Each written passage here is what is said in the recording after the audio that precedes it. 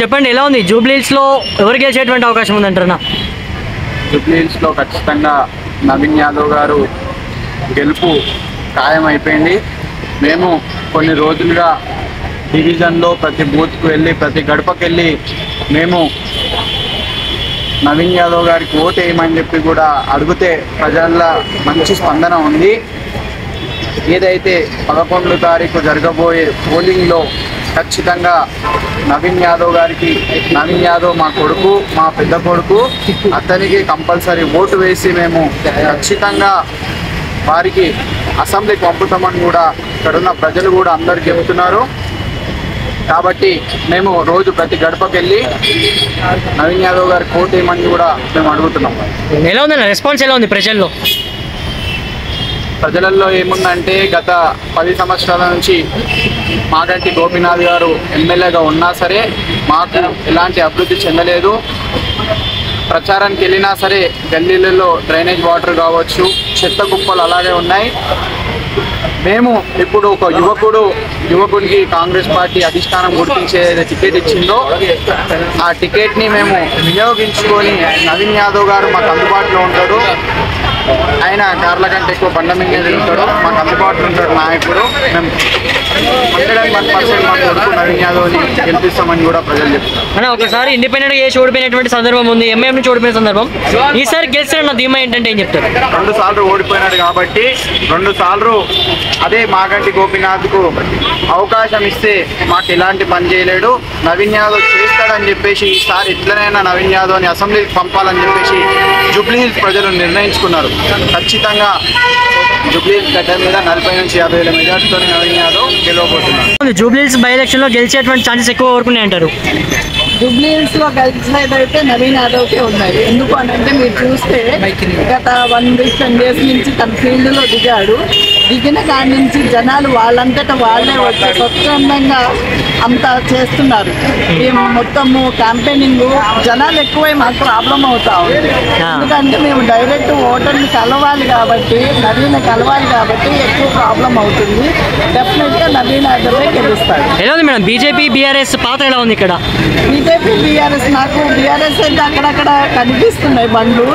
BJP అయితే నాకు candidate కూడా కనిపించట్లేదు. మరి బీజేపీ క్యాండిడేట్ ఎక్కడ ఉన్నాడో కనుక్కోండి. అట్లీస్ట్ ఐడియా ఉందా? క్యాండిడేట్ నేమ్ అన్న ఐడియా ఉందా మీకు? లంకాల దీపక్ రెడ్డి. ఎటువంటి వ్యక్తి లంకాల దీపక్ రెడ్డి? వాళ్ళని అడగండి, మాకేం అవసరం, ఆయన ఎలా ఉంటే మాకేం అవసరము.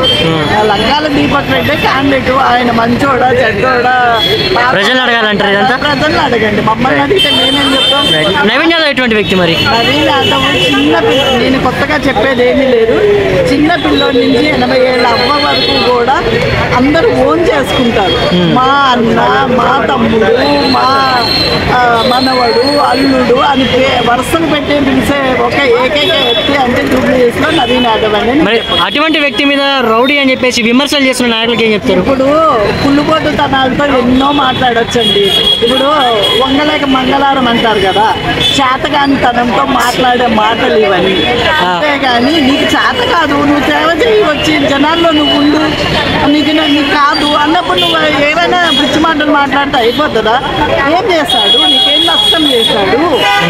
పిల్లోడు మంచి ఇన్స్టారు తిరుగుతున్నాడు, అందరికీ ఏమన్నా హెల్ప్ అంటే 100 రూపాయలు హెల్ప్ చేస్తున్నాడు కదా, ఏదో ఒక విధంగా పేదలను ఆదుకుంటున్నాడు కదా.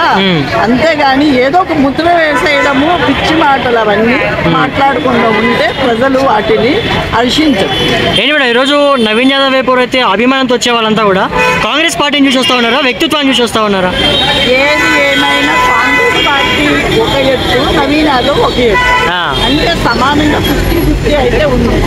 అందరం కాంగ్రెస్ పార్టీ నుంచి నవీన్ యాదవ్ వచ్చిందని అంతటి మేము వచ్చి స్వతంత్రంగా చేస్తున్నాము తప్ప ఎవరిని మమ్మల్ని బొట్టు పెట్టి పిలవలేదు.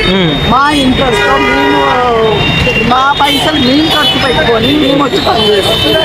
అంత అభిమానంతో వచ్చిన వాళ్ళే అంటారు? అంత అభిమానంతో వచ్చింది. యూత్ చూడండి ఎంతమంది ఉన్నారు, యూత్ పిల్లలు అందరూ వచ్చి మాకు నవీన్ యాదవ్ అన్న అప్పుడు కాలేజీలో ఉన్నప్పుడు మాకు ఇట్లా హెల్ప్ చేశాడు, ఇలా సపోర్ట్ చేశాడు, ఇలాగ మమ్మల్ని బాగా బాగా ఎంకరేజ్ చేశాడు ఎడ్యుకేషన్ పరంగా అని చెప్పి చెప్పుకోవచ్చు. మనం చేస్తే కానీ ఎందుకని మేడం ఇండిపెండెంట్గా ఉన్నప్పుడు గెలిపించుకోలేకపోయినారు? మీకు ఇండిపెండెంట్కి మామూలు క్యాండిడేట్కి ఎంత తేడా? అవును, ఓటింగ్ వచ్చింది బాగా, పర్లేదు. మరి ఇంకా దానికే ఉంది. ఇప్పుడు అది బీఆర్ఎస్ చేసిన కుట్ర తప్ప తను గెలవాల్సిన వ్యక్తి.